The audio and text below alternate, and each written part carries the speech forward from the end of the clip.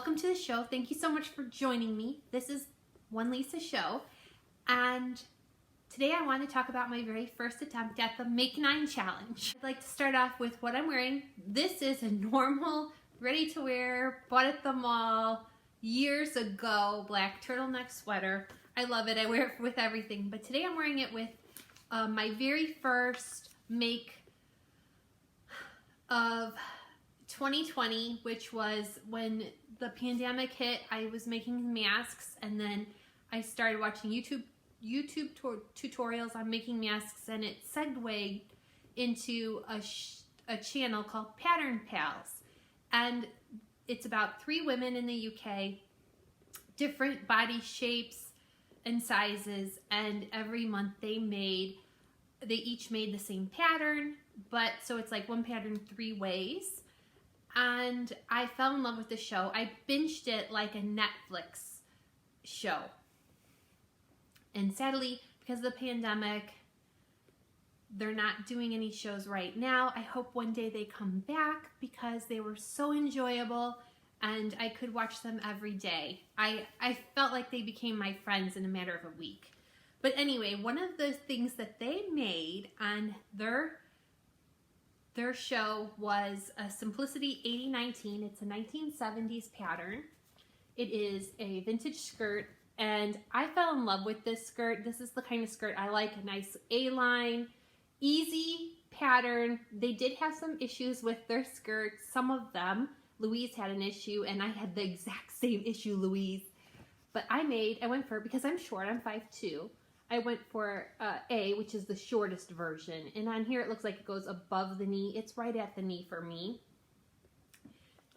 I will make this again, but I had the same sticky version Louise had with my waistband. I'm not a small person, but anyway, I'm wearing that today. And I made mine out of quilting cotton that I had from Joann's because I was making masks. And it's kind of a cheery fabric. I'm going to try to put in a picture too, and I'm going to try standing on this sofa seat. But here it is. I'm wearing leggings underneath because it's really cold, and I feel tights would be too cold for me because I do have to work today.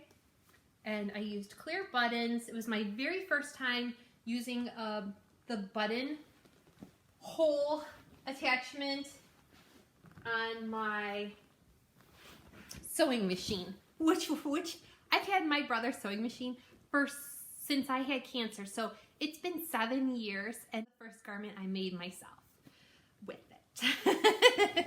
So, woohoo! Anyway, this is my Make 9. And I highly recommend this pattern. I'm going to make more of these. I'm probably going to make a longer version as well.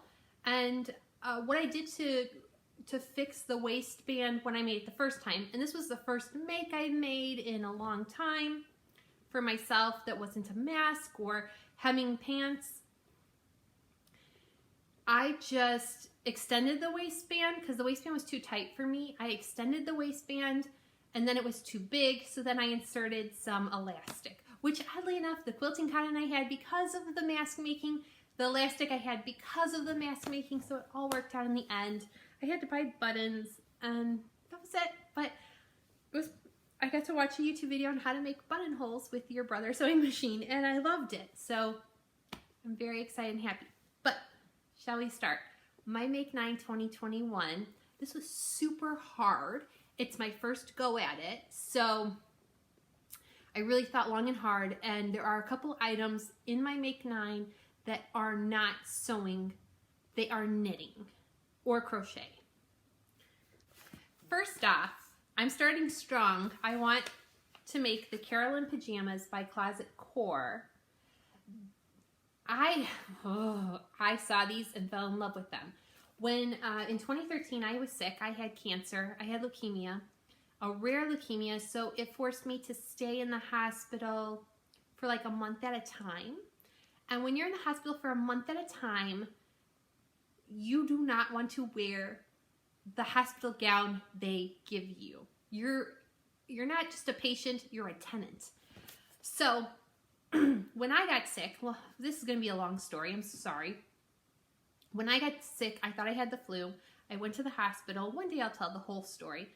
I went to urgent care and they sent me to the hospital after running blood work. The blood work was not right, so they sent me to the hospital. The hospital looked over my blood work and determined they couldn't help me because I had a really rare leukemia. Just like that, tests a couple days later did show I did have that. So they sent me in an ambulance to Rush University in Chicago, which was over an hour away. And I lived there for 5 weeks. And I had to get blood every day, blood products. I started chemo. I had bone marrow biopsies. Long story short, I was not about to wear a gown in the hospital when they told me I'd be there for like a month. So my boyfriend went to Target and bought a bunch of pairs of pajamas for me that were button downs, fronts, because I was hooked up to IVs.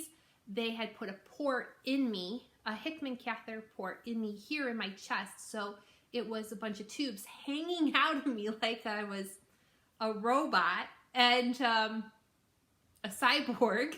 And so I needed a shirt that was kind of a button-up shirt so I could expose myself to get my drugs and then close back up when I wanted to take my walks or go to the bathroom. This is that pajama that he bought me at Target. He bought me like 10 pairs of these pajamas and washed them, and would pick up my laundry every week, take them home, wash them, bring them back. I had like a little chest of drawers in the hospital at the time, and we would fold them up and put them in my dresser. But this is what I wore day in and day out for about 2 years. Whether I was in the hospital or not, they became like my everyday uniform. I still have many pairs of those pajamas. A lot of them were worn out, got rips in them. My weight fluctuated greatly with the drugs, and the cancer. So some of them were too big, some of them got too small. But I'm so excited when I saw this pattern on some other YouTube creators' sites. I got so excited. I saw it on Pattern Pals too. Because this is comfort for me, is this pajama. So I can't wait. I already bought it. Next up is a bra. I have been making the Marlboro bra by Orange Lingerie for some time now. I've made 4. I love it, and I want to up my game, and I'm going to try a different bra. Same company, Orange Lingerie. It's called the Bolliston bra. So the pieces, it's still a 3-piece cup, but they're pieced together differently, and it looks like the fabric extends into the strap. So I'm really excited. I'm going to my goal is to make one of those this year, at least. If it fits well, I will obviously be making more. And number 3 and number 4 are knitted or crocheted. It's going to depend on my mood. I am leaning towards knit, and it could be either on the knitting machine or, well, number 3 is a sweater. I want to make myself a sweater. I make people sweaters. This winter for Christmas, I have made one for grandma, one for my niece's other grandma, and each of my nieces a sweater on the bond knitting machine. I would love to make myself a sweater on that bond knitting machine. It is 25 years old now, and I don't know how much longer it will last. It's in good shape, however, knock on wood. I want to make myself a sweater. My boyfriend also wants me to make him a sweater. However, he is an extra large kind of guy, so I think the needle bed won't accommodate his size without some modification. So I'm probably going to hand knit him a sweater. He already has his sweater picked out. It's an old sweater of his he wants me to replicate. I'm going to try my best. But a sweater is on my make 9, and my number 4 is a pair of socks. I have made underwear, I have made bras. Now I also want to add on a socks to the list. So this year, I hope to make a pair of socks. And those I definitely want to knit. Number 6 is Rachel from Stitched Up. I fell in love with your Sirocco. It's from Deer and Doe. I plan to make, well, depends when I make it. It might be the small of the shorty if it's summer. And if it's still winter or going into fall, it might be the full-on. Rachel made the full-on one here, and it was gorgeous. I know she wasn't happy with her pants portion with the placement of the pattern. I still loved it. I want to make it. I have seen others also make it and post it. I absolutely love it. And if you're on the Minerva website, there is someone that has posted themselves in this rollerblading, and it is adorable. So either one I'm really excited for. That is the Deer and Doe Sirocco. Number 7, I'm just flying through these. Number 7 is a pattern I bought at a sale at Joann's. It is vintage 1940 Simplicity reprint, 8593, and it is a vintage top. I think this would be awesome in the summer and for work. Flowy. I'm thinking about the hot flashes. I think this would be great, and I would like to make what she's wearing version A. I think that's A. Hold on. I'm sorry, it is D. Version D. The one in the picture is the one I want to make. I'm actually up for making most of the versions if the fit is good. I feel like I skipped. I'm sorry. I did skip. My numbers are wrong. I have 3 more patterns, and I said that was number 7. So I've obviously lost track, but I have them all written down. So we're just gonna go here. The Sew Over It Penny Dress. This is actual number 7. Sew Over It Penny Dress. I don't have the pattern yet, so I printed up the cover art. It looks like a perfect summer pattern, something I could wear to the office, to work, out on appointments, and also something I could wear on the weekend just for having fun or hanging out inside the house. It looks super casual, but pretty. I'm looking forward to that one. It looks super easy again on the pattern bells. Okay, number 8, corrected, number 8 is McCall's 5720. I am a huge baker. I got this pattern years ago and I have not done anything with it. It is an apron. I can't wait to make myself an apron. I want to make a full size apron. I do a lot of baking, and I want to share more baking on my channel. So how else can I combine both awesome hobbies of mine than to make myself an apron? And finally, my number 9, I knew I was going too fast, Simplicity 8384. This is a recent pattern I got at Joann's during a fabric haul sale where they had patterns like $1 each. And I want to make, well, I want to make both the top and the dress, but I am leaning towards, where are you? The shorter version of the dress, but with the hem, not the pointy hem. I want a regular hem, and I want the shorter version. I really like the one in the picture where it's a little below her knee. That actually is great for me. I don't want it too long, but again, another good crisp summer wear. I have purchased some fabric on Minerva's website. It's my very first order from Minerva. I ordered it on Boxing Day. I still have not gotten it. It's January 11th. So I am hoping it comes soon. I do know that they have sent out multiple emails saying the Royal Mail is behind, they're under pressure. And since it is coming from the UK to the US, I am giving it some time. I've talked to some people in the YouTube community that have said it usually takes about a week to get their items after it's been dispatched and shipped. But it's been well over that. We're coming on 2 weeks now. So I'm hoping and praying that it comes soon. But I do have some fabric, and I'll do a haul video for that because it's my very first Minerva, and I'm really excited. I check the mail every day, like Ralphie in A Christmas Story, like looking for that decoder pin. Little Orphan Annie, ain't got nothing on Minerva right now. I am all about it. So I'd like to make that. And I do like the top too. I'm really up for making the top as well. There's a lot I want to make. Narrowing it down to 9 was very hard. I also have seen people putting their resolutions up in the past couple of days on YouTube.